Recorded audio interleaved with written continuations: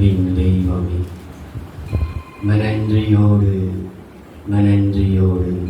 My சுகரிக்கிறோம். எல்லாவற்றையும் நன்றாய் செய்தார் என்று சொல்லி மேன்மேலும் ஆச்சரியப்பட்டார்கள். இயேசுவே, நீ ஆச்சரியமானவர். கர்த்தாவே, எங்கள் தேவனாகிய கர்த்தாவே, தேவரீருடைய கிரியைகள்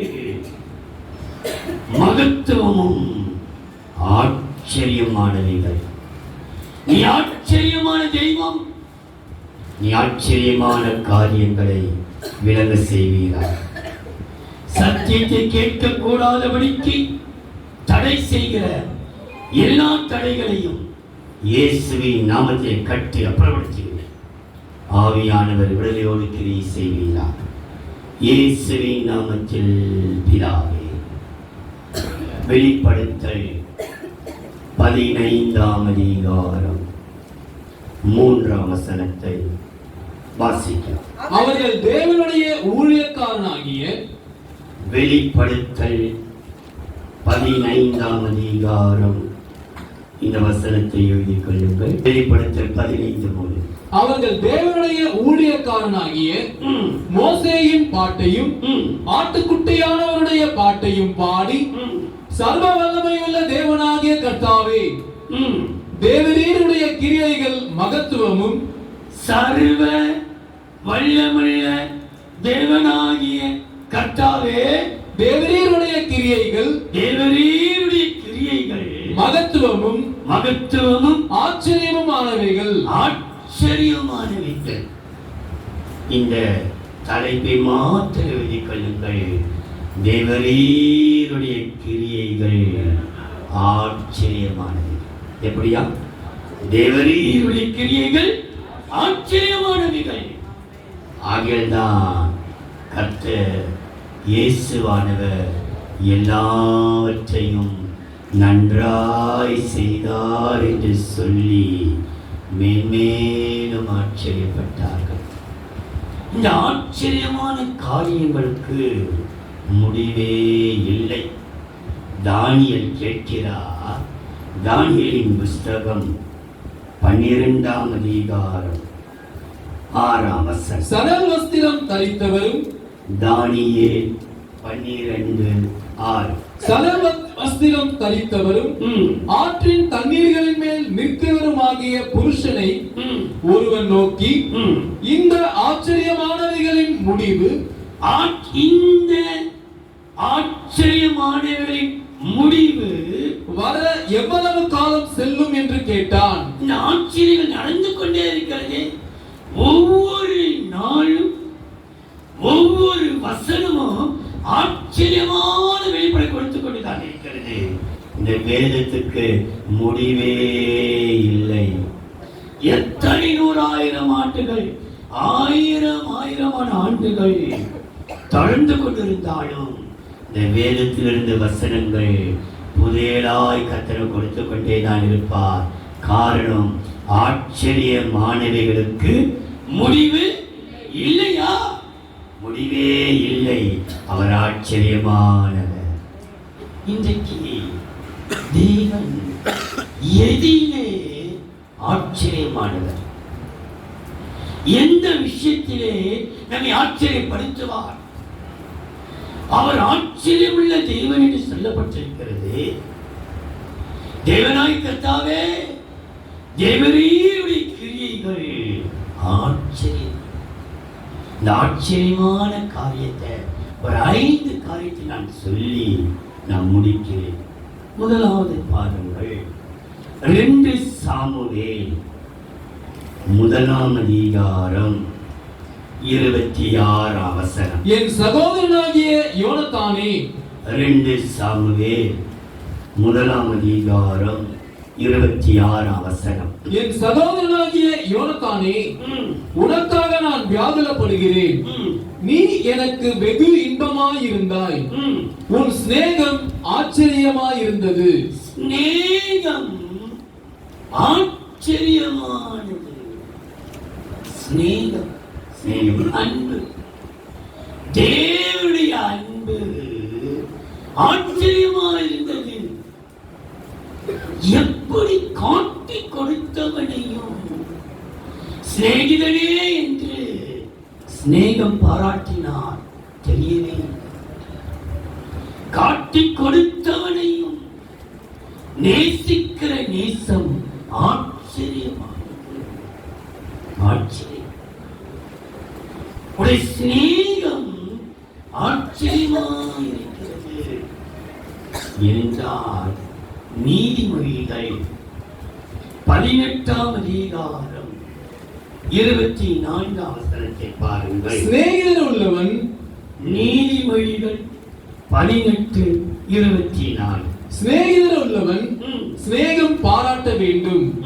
சகோதரனிலும் அதிக சொந்தமாய் சிநேகிப்பவனும் உண்டு. சகோதரனை பார்க்கிலும் அதிகமாய் நேசிக்கிறவர் சிநேகிதர் உண்டு. அவருடைய அன்பு ஆச்சரியமான தேவரீருடைய கிரியைகள் ஆச்சரியமானவைகள். நான் உங்களுக்கு சொல்கிறேன், அவருடைய அன்பு, அவருடைய சிநேகம் ஆச்சரியமான. இந்த அன்பு, அந்த சிநேகத்தை குறித்து சொல்லும் பொழுது நமக்கு தெரியும், ஆம், அநாதை சிநேகத்தால் உன்னை சிநேகித்தேன், என்னுடைய காருண்யத்தினால் உன்னை இழுத்துக் கொண்டப்பா. நான் மகளே, என் மகனே, அநாதி சிநேகத்தால் உன்னை சிநேகித்தேன், என்னுடைய காருண்யத்தினாலே உன்னை இழுத்துக் கொண்டேன். அவருடைய சிநேகம் நமக்கு ஆச்சரியமானதாக. ஏனென்றால் ஆண்டுடைய வார்த்தை, நீ என் பார்வைக்கு அருமையானபடினால் நானும் உன்னை சிநேகித்தேன். என் பார்வைக்கு நீ அருமையானவன், நீ அருமையானவள். மற்றொரு பார்வைக்கு நீ எப்படி இருக்கிற எனக்கு தெரியாது, ஆனா என் பார்வைக்கு நீ மிகவும் அருமையானவன். ஆகையினால் உன் ஜீவனுக்கு ஈடாக ஆத்துமாக்கள், உன்னை சரீரத்துக்கு ஏற்று உனக்கு வேண்டிய அனைத்தையும் கொடுப்பேன் என்று கர்த்தர் நமக்கு வாக்கு கொடுத்திருக்கிறார். இந்த அன்பு, இந்த சிநேகத்தை குறித்து வேதம் சொல்கிறது. மோசேயை கர்த்தர் அதிகமாக சிநேகித்ததினால் சிநேகிதனோடு கர்த்தர் பேசுவது போல பேசினார், முகமுகமாய் பேசினார். அவர் சிநேகிதனை போல பேசினார். வேதம் சொல்கிறது, பரிசுத்தவான்கள் இந்த கையில் இருக்கிறார்கள், நீர் அவரை சிநேகித்தீர், ஆகையால் உடைய பாதத்திலே வீழ்ந்து அவள் போதனை அடைவார்கள். இப்படி பல வசனங்கள் சொல்லிக்கொண்டே போகலாம் சிநேகம். ஆனா இந்த சிநேக அன்பு ஆச்சரியமானதினாலே நமக்கு தேவன் கொடுக்கிற நன்மையை பாருங்கள். நீதிமொழிகள் 8ஆம் அதிகாரம் 17ஆம் வசனம். என்னை சிநேகிக்கிறவர்களை நான் சிநேகிக்கிறேன். ஒரு பல்லவியை பாடிவிடலாம். ஆச்சரியமே அதிசயமே ஆண்டவர் செயல்கள். 4வது பாடல்.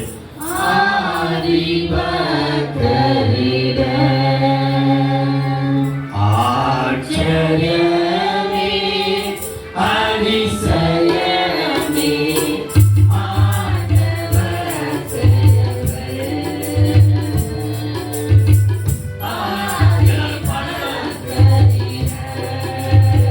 ஏழு மடங்கு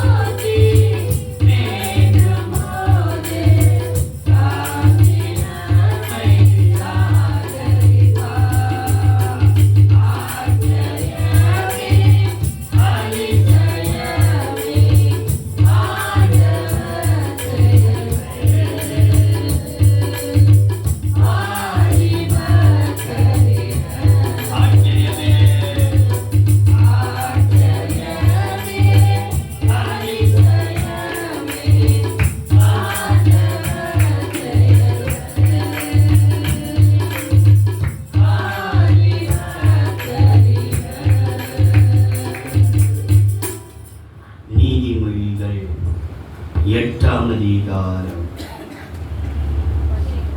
17ஆம் வசனம் 20ஆம் வசனம். என்னை சிநேகிக்கிறவர்களை நான் சிநேகிக்கிறேன், அதிகாலையில் என்னை தேடுகிறவர்கள் என்னை கண்டடைவார்கள். என்னை கண்டடைவார்கள். 20ஆம் வசனம்.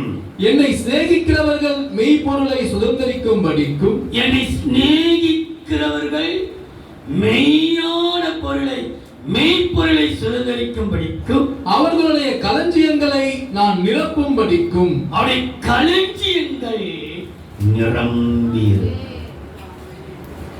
அவருடைய அன்பு, அவருடைய சிநேகம் ஆச்சரியமானது. அந்த ஆச்சரியம் நான் எல்லாவற்றையும் நன்றாய் செய்தார் என்று சொல்லி மீண்டும் ஆச்சரியப்பட்டார்கள். அவருடைய சிநேகம் ஆச்சரியம். ஏன் தெரியுமா? அவர் நம்மில் வைத்த அன்பு ஆச்சரியமானதா இருந்ததினாலே நம்முடைய களஞ்சியம் எல்லாம் நிறைவாக இருக்கிறது. இன்றைய தினம் வரைக்கும் நம்முடைய ஆகாரம் குறைபடவே இல்லை. உன் வீட்டில் ஒரு வருமானம் தான், ஆனால் ஸ்டோர் சாமான் ஒன்றுமே குறைபடவே. உன் களஞ்சியத்திலே வறண்ட பகை இவ்வளவே இல்லை. கர்த்தர் எவ்வளவு தண்ணி கூட பார்த்து பார்த்து செலவு பண்ணாங்க, ஆனா பணம் தண்ணி பார்க்கிற போது ஆனாலும் களஞ்சியம் நிறைந்திருக்க ஒரே ஒரு காரணம் அவருடைய அன்பு ஆச்சரியமான. அவருடைய அன்பு ஆச்சரியம் ஆச்சரியம். அவருடைய அன்பு ஆச்சரியமானதினாலே களஞ்சியம் நிறைந்து. இரண்டாவது 2 நாளாகமம் 2ஆம் அதிகாரம் 9ஆம் வசனம். நான் கட்டப்போகிற ஆலயம். 2 நாளாகமம் 2ஆம் அதிகாரம் 9ஆம் வசனம் 11ஆம் வசனம். நான் கட்டப்போகிற ஆலயம், நான் கட்டப்போகிற ஆலயம் பெரியதும் பெரியதும் ஆச்சரியப்படத்தக்கதுமாய் இருக்கும். ஆலயம் ஆச்சரியமாய் இருக்கிறது. நாமே தேவனுடைய ஆலயமாய் ஆட்சி. ஒன்றுக்கு நான் தான் சொன்னேன், முடியெல்லாம் மூல உள்ளவர்களை கூட கர்த்தர் தெரிந்து கொள்ளவில்லை. ஒன்றுக்கு உதவாத பைத்தியமாய் இருக்கிற நம்மை அவருடைய இந்த சரீரத்தை ஆலயமாய் ஏற்றுக்கொண்டது ஆச்சரியமா இருக்கிறது. நீங்களே ஜீவனுள்ள தேவனுடைய ஆலயமாய் இருக்கிறீர்கள். இந்த ஆலயத்தை இந்த ஆலயத்தை நம்மை தெரிந்து கொண்ட ஆச்சரியமா இருக்கு. அவருடைய ஆலயம் எப்படிப்பட்டதா? மகா ஆச்சரியமுமாய் இருக்குமா. ஆச்சரியம். 11ஆம் வசனம். அப்பொழுது திருவின் ராஜாவாகிய ஈராம் சாலமோனுக்கு பிரதியுத்தரமாக கர்த்தர் தம்முடைய ஜனத்தை சிநேகித்ததினால் உம்மை அவர்கள் மேல் ராஜாவாக வைத்தார். இந்த ஆலயத்தை கட்டுவதற்கு உன்னை சிநேகித்தாரோ இல்லையோ, ஆனால் ஜனங்களை ஆத்மாக்களை சிநேகித்ததினாலே உன்னை எங்க வச்சிருக்கிறாரா? அந்த ஜனங்களுக்கு ராஜாவா. ஆச்சரியமா. இன்றைக்கு அவருடைய ஆலயம் ஆச்சரியமான. தேவன் நம்மை எப்படியோ வாழ்ந்திருக்க வேண்டிய நம்மை, எங்கேயோ அழிந்து போக வேண்டியிருக்க நம்மை, நம்ம ஆள் அரசு தெரியாது இருக்க வேண்டிய நம்மை ஏன் நம்மை தேடி வந்து நம்மை ரட்சித்து இந்த சரீரமாகி இந்த ஆலயத்தை ஏன் நம்முடைய ஆலயத்தை நம்மை சரீரத்தை ஏன் இவ்வளவா நேசித்தார்? நம்முடைய சரீரம் தானா அவருக்கு ஆலயம்? ஆலயத்துடைய பிரமாணமே பரிசுத்தம். நீங்க வாசித்து பாருங்கள். அந்த 2 நாளாகமம் 29ஆம் அதிகாரம் 5ஆம். அவர்களை நோக்கி 2 நாளாகமம் 29:5. அவர்களை நோக்கி லேவியரே கேளுங்கள். லேவியரே விசுவாசிகளே கேளுங்கள். நீங்கள் இப்போது உங்களை பரிசுத்தம் பண்ணிக்கொண்டு உங்கள் பிதாக்களின் தேவனாகிய கர்த்தருடைய ஆலயத்தை உங்கள் தேவனாகிய கர்த்தருடைய ஆலயத்தை பரிசுத்தம் பண்ணி அசுத்தமானதை பரிசுத்த ஸ்தலத்திலிருந்து வெளியே கொண்டு போங்கள். அசுத்தமானதை எங்க இருக்குது? பரிசுத்த ஸ்தலத்திலிருந்து வெளியே கொண்டு போங்கள். அப்ப பரிசுத்த ஸ்தலத்துக்குள்ளே எது வந்து உட்கார்ந்துட்டு இருக்குதுன்னா இப்போ அசுத்தம். அந்த அசுத்தத்தை கண்டுபிடிக்க முடியல. ஏன்னா ஆலயத்துடைய பிரமாணமே பரிசுத்தம். இந்த பரிசுத்த ஆலயமாகிய சரீரத்துக்குள்ள என்ன உட்கார்ந்து இருக்குதுன்னா அசுத்தம் உட்கார்ந்து இருக்குது. இதை நம்ம என்ன செய்யணுமா? வெளியே கொண்டு போகணும். எசேக்கியேல் 43ஆம் அதிகாரம். ஆலயத்துடைய பிரமாணமே பரிசுத்தம் தான். 43ஆம் அதிகாரம் 12ஆம் வசனம். ஆலயத்தினுடைய பிரமாணம் எசேக்கியேல் 43:12.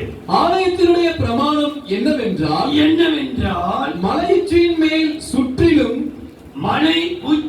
மேல் சுற்றிலும் அதன் எல்லை எங்கும் உச்சந்தலை மலை மேல உச்சந்தலையிலிருந்து உள்ளங்கால் வரைக்கும் ஒவ்வொரு அவயங்களிலேயும் உன் நினைவுகளிலேயும் உன் எல்லை எங்கிலும் மிகவும் பரிசுத்தமாயிருக்கும். இதுவே ஆலயத்தினுடைய பிரமாணம். இதுதான் நீ ஆலயம் என்றால் பரிசுத்தம் தான். அதுக்கு மற்றது வேற ஒண்ணுமே, மற்றது எல்லாம் மற்றது. ஆனா நீ ஆலயமா இருக்கிற சொன்னா ஆலயத்தின் பிரமாணம் பரிசுத்தம். ஆனா தேவன் இந்த ஆலயமாக்கிய இந்த சரீரத்தை தேவன் பரிசுத்தமாக்கினார். ஆனா இந்த ஆலயத்துக்குள்ளே எப்படி அசுத்தம் உட்கார்ந்தது ஆச்சரியமா இருந்தது. ஒரு சில வெளிப்பாடுகள் உங்களுக்கு சொல்லுகிறேன் பாருங்கள். அது தேவன் அது வெளிச்சம் போட்டு காட்டியிருக்கிறார் பாருங்கள். எசேக்கியேல் 8ஆம் அதிகாரம் தயவுசெய்து எடுத்து பாருங்கள். எசேக்கியேல் எடுத்து பாருங்கள். எசேக்கியேல் 8ஆம் அதிகாரம் 6ஆம் வசனத்திலிருந்து 10ஆம் வசனம். ஆனால் எல்லாத்தையும் வாசிக்க வேண்டாம். 6ஆம் வசனத்தையும் 10ஆம் வசனத்தையும் வாசிக்க. அவர் என்னை நோக்கி, எசேக்கியேல் 8ஆம் அதிகாரம் 6ஆம் வசனம் 10ஆம் வசனம். அவர் என்னை நோக்கி, மனுபுத்திரனே அவர்கள் செய்கிறதை காண்கிறாயா? பாருங்க, கவனித்து பாருங்கள். அவர்கள் ஆலயமாய் எடுத்துப்பட்ட பரிசுத்தமுள்ள ஜனங்கள், லேவியரே, உங்கள் ஆலயத்தில் இருக்கிற பரிசுத்தத்தை நீங்கள் கெடுத்துக் கொண்டீர்களே, அசுத்தி வெளியே அனுப்புங்கள். இங்கே போடப்பட்டிருக்கிறது, மனுபுத்திரனே அவர்கள் செய்கிறதை காண்கிறாயா? என் பரிசுத்த ஸ்தலத்தை விட்டு என்னை தூரமாய் போக பண்ணும்படியான உனக்குள் இருக்கிற ஆண்டவரை தூரம் போக பண்ணும்படியாக நாளை நமக்குள் ஆண்டவர் இருக்கிறார். ஆலயத்துக்குள்ளே தூரமாய் அவரை சொன்னார் கர்த்தர். என்ன யாரை தள்ளாம கர்த்தர் என்னை தூரப்பட்டு போகபடிக்கு இஸ்ரவேல் வம்சத்தார் இங்கே செய்கிற மிகுந்த அருவருப்புகளை காண்கிறாய் அல்லவா? நான் உள்ளே போய் பார்த்தபோது இதிலும் அதிக அருவருப்புகளை இன்னமும் காண்பாய் என்று சொல்லி, இன்னும் அதிகமான அறிவிப்பை காண்பாய் என்று சொல்லி 10ஆம் வசனம். நான் உள்ளே போய் பார்த்தபோது ஆலயத்துக்குள்ளே, இந்த சரீரத்துக்குள்ளே, உன் கண்ணுக்குள்ளே, உன் சிந்தைக்குள்ளே, உன் கைக்குள்ளே, உன் இதயத்துக்குள்ளே, உன் நினைவுக்குள்ளே உள்ளே போய் பார்த்த பொழுது இதோ சகலவித ஊரும் பிராணிகளும், அது முக்கியம், கவனித்துக் கொள்ளுங்கள், சகலவிதமான ஊரும் பிராணிகளும் அருவருப்பான மிருகங்களும் ஆகிய அருவருப்புமான மிருகங்களுமாகிய இவைகளின் சொரூபங்களும் இது அது உண்மையா இல்ல. அதெல்லாம் எப்படி இருக்கலாம்? சொரூபங்களும் இஸ்ரவேல் வம்சத்தாருடைய நரகலான சகல விக்கிரகங்களும் சுவரில் சுற்றிலும் சித்திரம் தீர்த்தப்பட்டிருந்தது. உன் சரீர சுற்றிலும் விக்கிரகங்கள், தரையிலே ஓடுகிற அருவருப்பும் அசுத்தமானது நம்ம உள்ளத்தில் உயிரோடு இல்லையா? ஆனா எப்படி இருக்கிறாங்க? செவத்தில வரையப்பட்டது போல அப்படி அப்படியே வரையப்பட்டது. நம்ம சரித்துக்குள்ளே ஒரு அருவருப்பான விக்கிரகங்கள் உள்ளே இருக்கலாம்.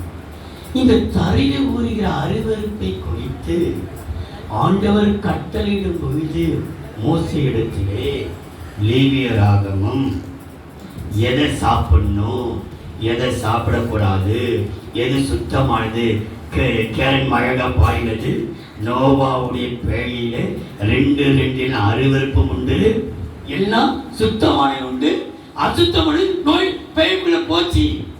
கர்த்தரே அனுமதித்தார். பேழைக்குள்ள போவதற்கு 7 ஜோடி சுத்தமானது, 1 ஜோடி அசுத்தமானது. ஆனால் பேழைக்குள் இருந்து இருக்கத்தான் செய்தது.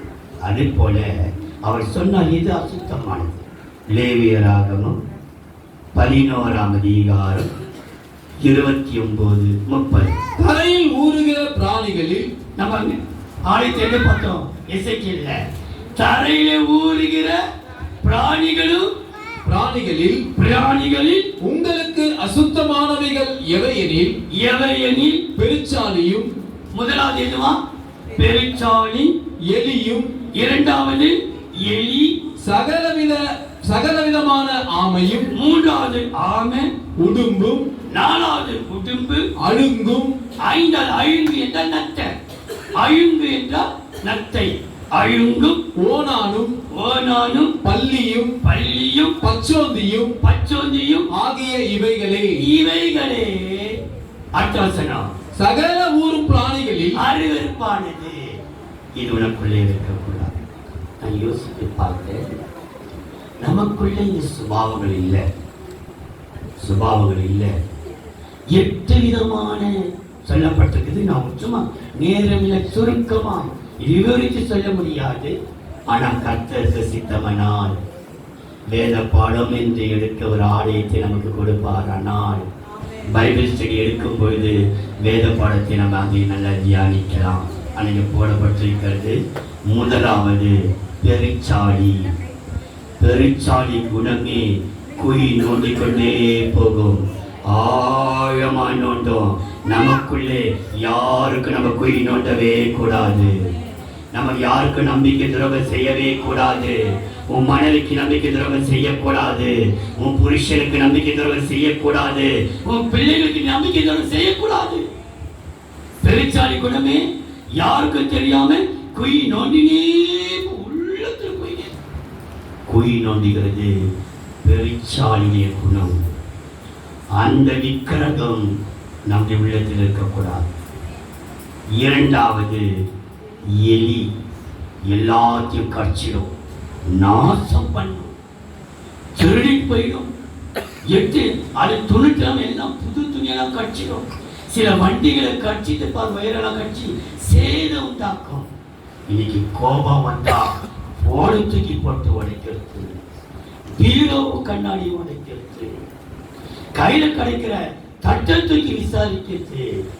எலி குணம் சேதப்படுத்தக்கூடியது. இன்னைக்கு எலி உனக்குள் இருக்கிறது. கோபத்தை தட்டை கடிச்சிடுற, இன்னும் சொல்லிது, இன்னும் குழம்பு கோபத்தை சேரத்துக்கு உடைக்கிற, போனத்துக்கு பட்டுக்கு உடைக்கிற. எலி குணம் சேதப்படுத்துறது. நல்லா இருக்கிற வண்டியெல்லாம் கட்சி விட்டுட்டு எவ்வளோ சேதம் வயல்களை கடிக்குது, புடவைகளை கடிக்குது. நல்லா வைக்கிற தேங்காய்களை எல்லாம் கடிச்சிட்டு போகுது. எலி குணம் தெரியுமா? சேதப்படுத்தக்கூடியது. நம்ம எதையும் சேதப்படுத்தக்கூடாது. உண்ணுகிற ஆகாரத்தை கூட அசட்டியை தூக்கி சிவிச்சிட குழம்பு நல்லா என்ன போட்டாங்க. அந்த விக்கிரகம் இந்த ஆலயத்துக்குள்ள இருக்கக்கூடாது. மூன்றாவது என்ன பண்ணப்பட்டிருக்கு? ஆமென்.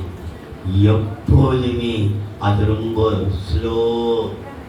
சோம்பி செய்வாங்க, சொன்ன உடனே செய்ய மாட்டாங்க, மெதுவா செய்யலாம். இன்னைய வேலையை இன்னைக்கே செய்யணும், நாளைக்கு தள்ளி போடக்கூடாது. ஆம போன ஆம நுழைஞ்ச வீடு அம்மனா நுழைஞ்ச வீடு. எப்படியா ஆணை நுழைஞ்சா தன்னை அடிக்கலாமா?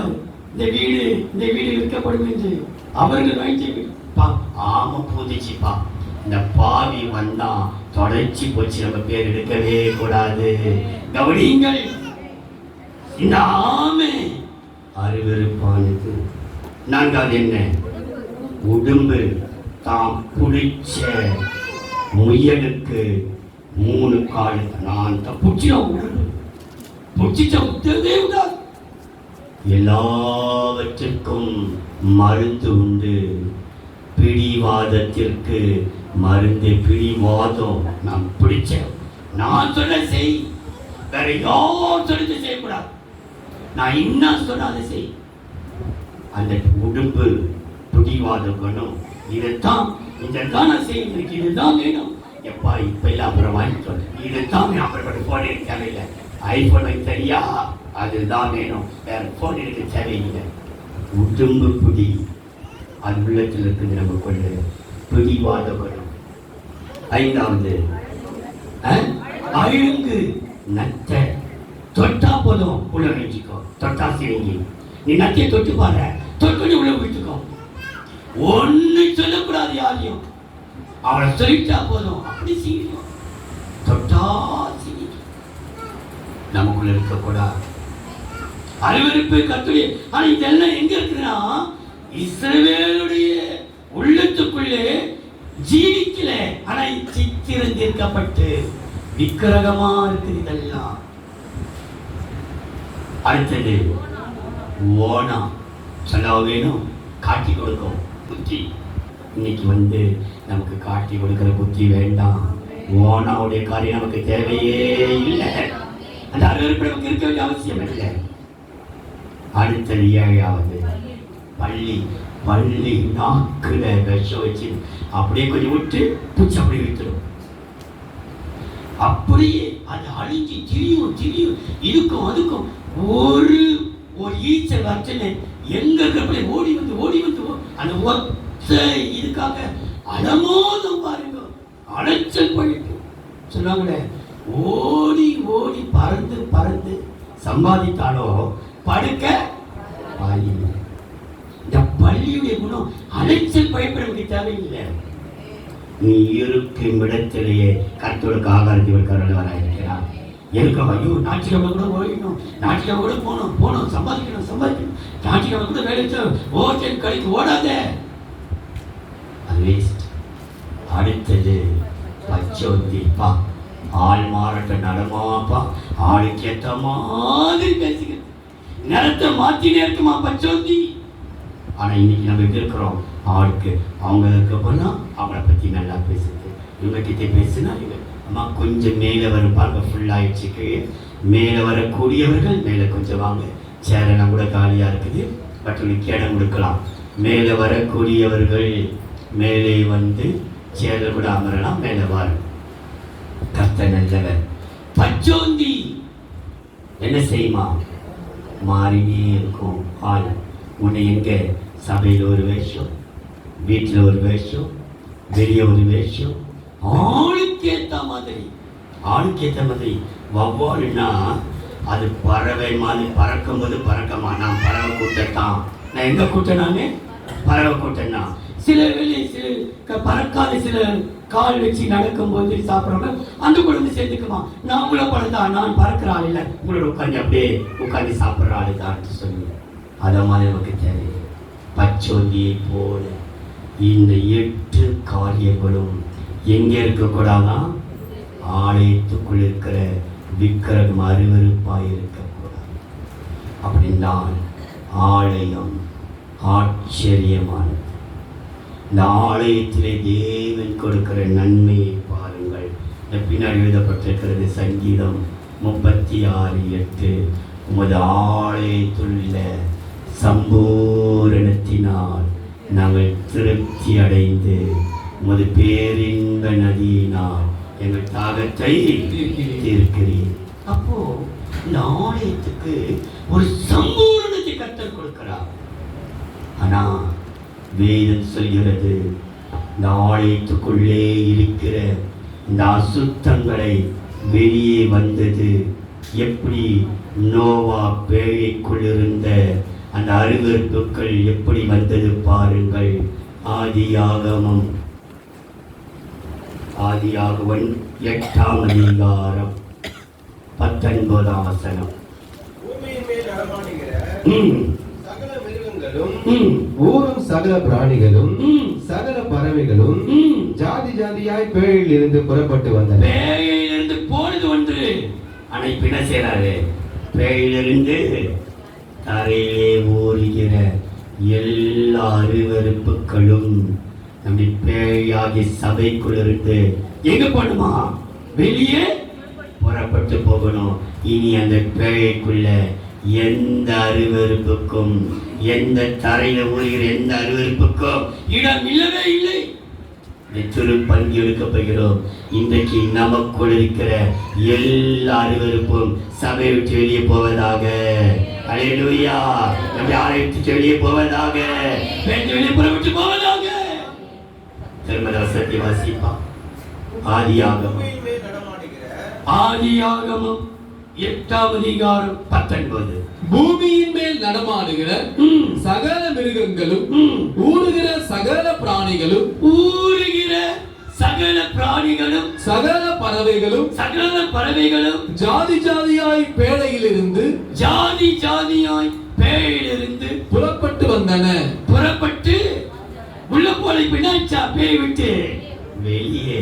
இன்றைக்கு நம்முடைய சபையை விட்டு, நம்முடைய சரீரத்தை விட்டு இத்தனை காரியமும் வெளியே வர வேண்டும் என்பது தேவனுடைய சித்தமா இருக்கிறது. அந்த கர்த்தரை வெளிப்படுத்தி கொடுத்திருக்கிறார்.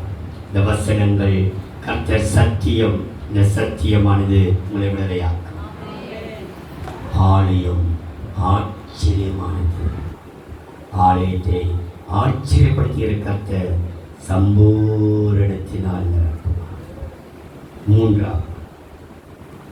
சங்கீதம் 139ஆம் சங்கீதம் 6ஆம் வசனம். இந்த அறிவு 139ஆம் சங்கீதம் 6ஆம் வசனம். இந்த அறிவு எனக்கு மிகுந்த ஆச்சரியமும், அறிவு ஆச்சரியமும் எனக்கு எட்டாத உயரமுமாய் இருக்கிறது.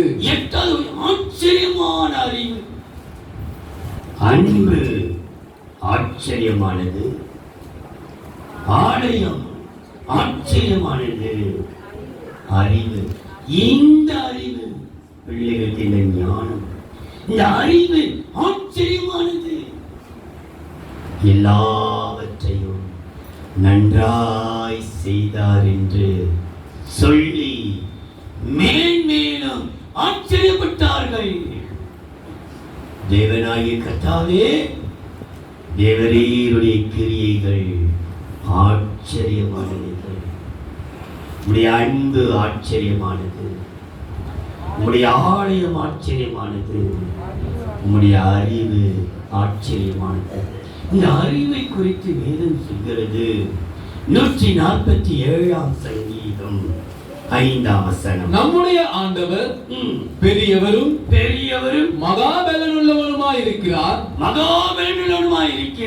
அவருடைய அறிவு அளவில்லாதது. அறிவு எப்படிப்பட்டதா? அளவில்லாத ஆச்சரியம். அவர் மகா பெரியவர். அவருடைய அறிவுக்கு முன்பாக ஒன்றுமே இல்லை. ஆச்சரியமா இருக்கு அவருடைய அறிவு. அந்த அறிவை தானே கர்த்தர் நமக்கு கொடுத்திருக்கிறார். பல இடத்திலே கொண்டு போய் நிறுத்த ஒரே காரணம் அவன் மீது வைத்திருக்கிற அறிவு, நம்மை வைத்திருக்கிற இரக்கத்தினாலே. அவருடைய அறிவு ஆச்சரியமானதான். இந்த அறிவினாலே நமக்கு கிடைக்கிற நன்மையை பாருங்கள். நீதிமொழிகள் 9ஆம் அதிகாரம் 10ஆம் வசனம். கர்த்தருக்கு பயப்படுதலே நீதிமொழிகள் 9, 10. கர்த்தருக்கு பயப்படுதலே ஞானத்தின் ஆரம்பம், பரிசுத்தரின் அறிவே அறிவு. பரிசுத்தரின் அறிவே ஞானத்தை கொடுத்துறாரு. ஆனா பரிசுத்தம் உள்ளவரின் அறிவே அறிவு. இந்த அறிவு ஆச்சரியமானதானே நமக்கு கிடைக்கிற நன்மை பாருங்கள். நீதிமொழிகள் 28:2. தேசத்தின் பாவத்தின் நிமித்தம் அதன் அதிகாரிகள் அநேகராயிருக்கிறார்கள். புத்தியும் அறிவுமுள்ள மனுஷனோனால் அறிவோ வென்றால் அதன் நற்சீர் நீடித்திருக்கும். அதன் நற்சீர் நீடித்திருக்கும். உனக்கு கர்த்தர் நற்சீர் உண்டாக செய்வார். உனக்கு நல்ல நீ சீராய் இருப்பாய், சீரும் சிறப்புமாய் இருப்பாய். யோபு பக்தன் சொல்கிறார், வாசிக்கலாம், எனக்கு அந்த முந்தின செல்வ செழிப்பின் நற்சீர் இப்போது உண்டாயிருந்தால் நலமாயிருக்கும். இன்றைக்கு கர்த்தர் உனக்கு நற்சீர் உண்டாக செய்வார். 4வது 10 முடித்து சண்டே ஸ்கூல் அனுப்பணும். மேல கீழே சண்டே ஸ்கூல். 4வதா ஏசாயாவின் புஸ்தகம் 28வது அதிகாரம் 29. இதுவும் ஏசாயா 28:29. இதுவும் சேனைகளின் கர்த்தராலே உண்டாகிறது. அவர் ஆலோசனையில் ஆச்சரியமானவர். ஆலோசனையில் எப்படிப்பட்டவரா? ஆலோசனை. அவர் கொடுக்கிற ஆலோசனை ஆச்சரியமானது. சில வேளையே நமக்கே யோசிப்போம், எப்படி இது நடந்தது, எப்படி நம்ம பண்ணோம். அது ஆச்சரியமா ஆலோசனை. அப்படி ஆலோசனை ஆச்சரியம். நான் உனக்கு போதித்து நீ நடக்க வேண்டிய வழியில் உனக்கு காட்டுவேன். உன்மேல் என் கண்ணை வைத்து உனக்கு ஆலோசனை சொல்லி. அவர் வல்லமுள்ளவர், அவர் சமாதான பிரபு, ஆலோசனை கர்த்தர். அவர் ஆலோசனை கர்த்தர். இந்த ஆலோசனை ஆச்சரியமானது சொல்லப்பட்டிருக்கிறதே.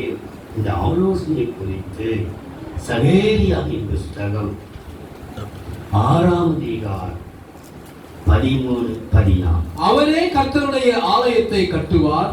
சகேரியா 6ஆம் அதிகாரம் 13-14. அவரே கர்த்தருடைய ஆலயத்தை கட்டுவார். அவர் மகிமை பொருந்தினவராய் தம்முடைய சிங்காசனத்தின் மேல் வீற்றிருந்து ஆளுகை செய்வார். தம்முடைய சிங்காசனத்தின் மேல் ஆசாரியராயும் இருப்பார். இவ்விரண்டின் நடுவாக சமாதானத்தின் ஆலோசனை விளங்கும். சமாதானத்தின் ஆலோசனை விளங்கும். இந்த கிரீடங்களோ வென்றால் கர்த்தருடைய ஆலயத்திலே ஏலேமுக்கும் தொபியாவுக்கும் எதாயாவுக்கும் செப்பனியாவின் குமாரனாகிய ஏலுக்கும் நினைப்பூட்டுதலுக்கென்று வைக்கப்படுவதாக. இந்த இவர்கள் எல்லாம் கர்த்தருடைய ஆலயத்திலே எஸ்ரா நெகேமியா கட்டின போது எதிர்ப்பு தெரிவித்தவர்கள், கட்ட முடியாத அளவுக்கு தடை செய்தவர்கள். இவர்களுக்கு முன்பாக கிரீடங்கள், சமாதானத்தின் ஆலோசனை கிரீடங்களாக நினைவுக்காக வைக்கப்படும். கர்த்தர் நமக்கு கிரீடங்களை கர்த்தர் வைத்திருக்கிறார். அவருடைய ஆலோசனைப்படி நடக்கிறவர்களுக்கு நிச்சய கிரீடங்கள் உண்டு. அன்பிற்கு தேவன் செய்கிற நன்மை களஞ்சியம் நிரம்பும். ஆலயத்திற்கு சம்பூர்ணம் உண்டாகும். அறிவுக்கு நற்சீர் உண்டாகும். ஆலோசனைக்கு கிரீடம் உண்டாகும். கடைசியாக லூக்கா சுவிசேஷம் 4ஆம் அதிகாரம் 32-36. அவருடைய வசனம் கவனியுங்கள். லூக்கா 4ஆம் அதிகாரம் 32-36. ஆனா 32ஐயும் 36ஐயும் மாத்திரம் வாசிக்கலாம். அவருடைய வசனம் அதிகாரம் உள்ளதா இருந்தபடியால் அவருடைய போதகத்தை குறித்து அவர்கள் ஆச்சரியப்பட்டார்கள். ஆண்டவருடைய வசனம், ஆண்டவரின் வசனம் அதிகாரமுள்ள வசனம். அதிகாரமுள்ள வார்த்தை ஆச்சரியப்பட்டது. அதிகாரமுள்ள வார்த்தை. எந்த வார்த்தையும் அதிகாரத்தோடு. நான் கூட்டி குறைச்சி சொல்லல, வசனத்தை அப்படியே சொல்கிறேன். ஆண்டவருடைய அறிவு ஆச்சரியமானது. ஆண்டவருடைய ஆலயம் ஆச்சரியமானது. ஆண்டவருடைய அன்பு ஆச்சரியமானது. ஆண்டவருடைய ஆலோசனை ஆச்சரியமானது. ஆண்டவருடைய அதிகாரமுள்ள வார்த்தை ஆச்சரியமானது.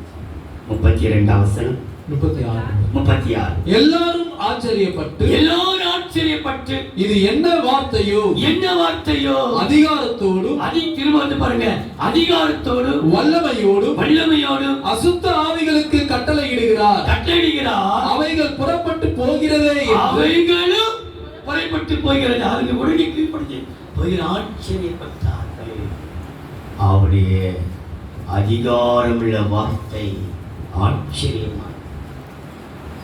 அந்த அதிகாரமுள்ள வார்த்தை கொடுக்கிற ஆசீர்வாதத்தை பாருங்கள். யோவான் எழுதின சுவிசேஷம் 1 ஆதியிலே வார்த்தை இருந்தது. யோவான் 1 வசனத்தையும் 14 வசனத்தையும் வாசிக்கலாம். ஆதியிலே வார்த்தை இருந்தது. அந்த வார்த்தை தேவனிடத்தில் இருந்தது. அந்த வார்த்தை தேவனாய் இருந்தது. 14. அந்த வார்த்தை மாம்சமாகி கிருபையினாலும் சத்தியத்தினாலும் நிறைந்தவராய் நமக்குள்ளே வாசம் பண்ணினார். அவருடைய மகிமையை கண்டோ அது பிதாவுக்கு ஒரே பேரானவருடைய மகிமைக்கு ஏற்ற மகிமையாகவே இருந்தது. மகிமை கர்த்தர் மகிமைப்படுத்த போகிறார். அந்த ஒரே வசனத்துல மகிமை கண்டோ, பிதாவின் மகிமை முடிக்கும்போது மகிமைக்கேற்றபடி நம்ம கிடைக்கும். அப்போ கர்த்தர் அவருடைய அதிகாரமுள்ள வார்த்தையிலே ஆச்சரியமானவர். அதிகாரமுள்ள வார்த்தை ஆச்சரியம். நமக்கு தேவன் நம்மை மகிமைப்படுத்துவார்.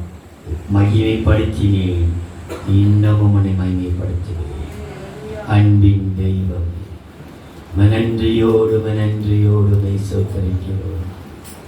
பிதா, குமாரன், பரிசுத்தாவின் நாமத்தினால் எல்லாவற்றையும் நன்றாய் செய்தார் என்று சொல்லி மேன்மேலும் ஆச்சரியப்பட்டார்கள். சர்வ வல்லமுள்ள தேவனாகிய கர்த்தாவே, நீ ஆச்சரியமான கிரியைகளை நடப்பிக்கிறவரையா, எங்களுக்கு ஆச்சரியமான கிரியை நடப்பிக்கிறவரே, உமக்கு நன்றி சொல்லுகிறோம். எங்களை தெரிந்து கொண்டு இந்த வேத வசனங்களை எங்களுக்கு வெளிப்படுத்தி கொடுத்தீரே, அதற்காக உமக்கு நன்றி.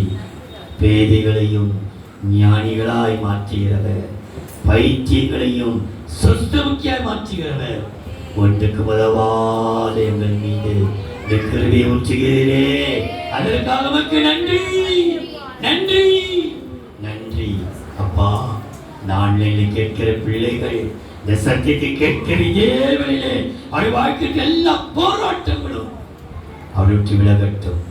கர்த்தர் பெரிய காரியத்தை செய்து நாமத்தை மேம்படுத்திக் கொள்ளும். இயேசுவின் நாமத்தில் பிதாவே. ஆமென் ஆமென்.